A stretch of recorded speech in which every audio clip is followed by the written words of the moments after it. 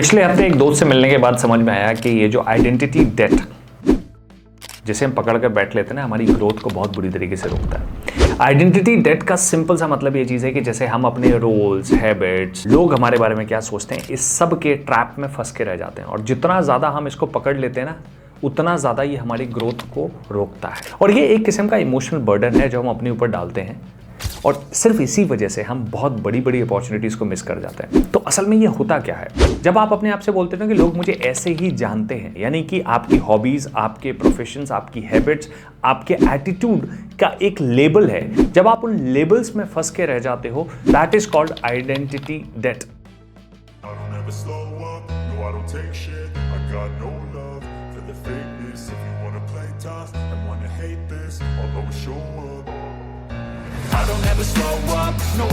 देखो, जैसे software development में टेक्निकल डेट में क्या होता है कि कोई पुराना कोड या कोई ऐसा इनएफिशिएंट कोड है जो आपके प्रोग्राम को, सॉफ्टवेयर को स्लो कर रहा है, एग्जैक्टली इसी तरीके से आइडेंटिटी डेट हमारी ग्रोथ को स्लो करता है।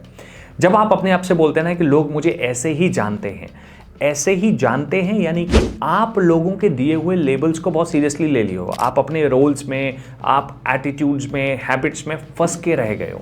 तो हम ये समझते हैं कि कैसे कैसे हम आइडेंटिटी डेट में फंसते हैं। तो सबसे पहले है इसमें लोग मुझे ऐसे ही जानते हैं वाली थिंकिंग। जैसे आप स्कूल में बहुत ही इंट्रोवर्ट थे, आप किसी से ज़्यादा बात नहीं करते थे, और अब आप लाइफ में कॉन्फिडेंट बनना चाहते हैं। जब आप लोगों से इंटरैक्ट करते हो, लोग आपको कहते हैं, बोले भाई यार तू अब पहले जैसा नहीं है, पहले तो तू बिल्कुल शांत रहता था, अब तू बहुत ज़्यादा बातें करता है, या फिर तू यार you know we are change person. And sometimes if you listen to people, you tend to think like कि तुम कुछ गलत कर रहे हो, तुम एज इफ लाइक कि कुछ तो गड़बड़ कर रहे हो तुम। दूसरा एग्जांपल है कि मान लो कि आपने फाइनेंस में एक बहुत अच्छा करियर बनाया हुआ है, लेकिन आप हमेशा से ना एक आर्टिस्ट बनना चाहते थे। अब आपको लगता है कि आपने काफ़ी कुछ चीज़ें कर ली हैं, तो अब आप परस्यू कर सकते हो, लेकिन बावजूद इसके आप फंस जाते हो। लोग तो मुझे एक फाइनेंस प्रोफेशनल के तौर पे ही जानते थे, अब वो मुझे कैसे एक्सेप्ट करेंगे। और कई बार क्या होता है कि हम अपने ही कंफर्ट जोन में फंस के रह जाते हैं, जो भी एक क्लासिक एग्जांपल है आइडेंटिटी डेट का। जैसे फॉर एग्जांपल, आप हमेशा से लोगों की प्रॉब्लम्स को सॉल्व करने का काम करते हैं।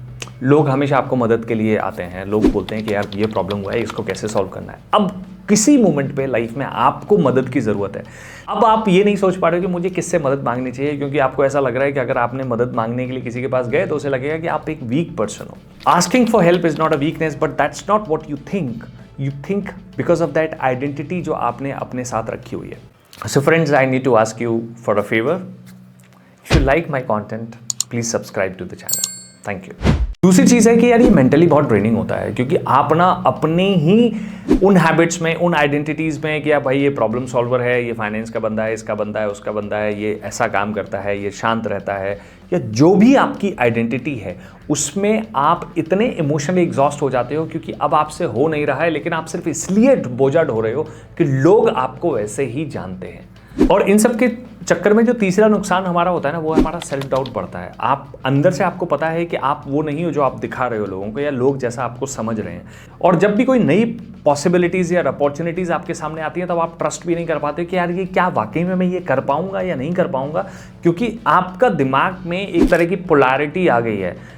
एक तरफ आप उस आइडेंटिटी में ट्रैप हो जो आपको दे दी गई है या आपने खुद एक्सेप्ट करी है, और दूसरी तरफ आपके सामने अपॉर्चुनिटीज़ हैं।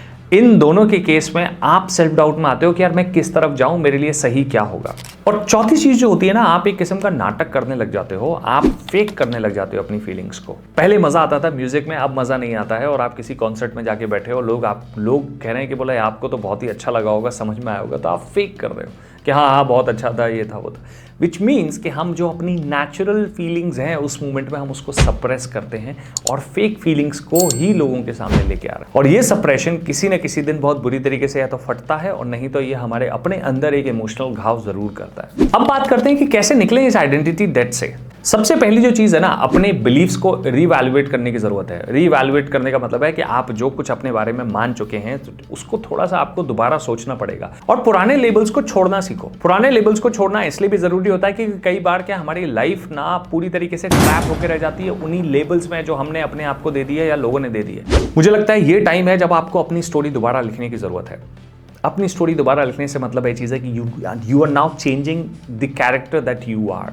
लाइक कैरेक्टर की लाइफ को थोड़ा सा तो बदलो, एक ही तरह का अगर जब चलता रहता है, मोनोटोनस लाइफ हो जाती है या आप उसके बियॉन्ड कुछ एक्सप्लोर नहीं कर पा रहे, that is when you have a identity crisis actually. जैसे इस सब पे बहुत सारी फिल्में बेस्ड हैं, जैसे तमाशा इज वन, कि आप एक तरफ तो फेक कर रहे हो एक आइडेंटिटी को जो आपने एक्सेप्ट कर ली है, चाहे वो सोशल दबाव में, सोशल एक्सपेक्टेशन की वजह से, आपकी पेरेंटिंग की वजह से, किसी भी वजह से आपने वो ले तो लिया, बट आप उसमें ट्रैप महसूस कर रहे हो। तो how you can come out is, सबसे पहले तो ये एवेल्युएट करो जो हमने पहला पॉइंट लिया था, दूसरा है कि पुराने लेबल्स को थोड़ा छोड़ो, और तीसरा अपनी कहानी दोबारा से लिखने की कोशिश करो। सो इस बात को एक्सेप्ट करो कि नए नए चैलेंजेस, नई नई अपॉर्चुनिटीज को एक्सप्लोर करो, ताकि आप अपने आप को भी अपग्रेड कर पाओ। रिकॉग्नाइज कि आप कहीं तो किसी आइडेंटिटी ट्रैप में नहीं फंसे हो, आइडेंटिटी डेट में नहीं फंसे हो, और अगर फंसे हो तो अपने आप को बिल्कुल से इसको अभी के अभी निकालो।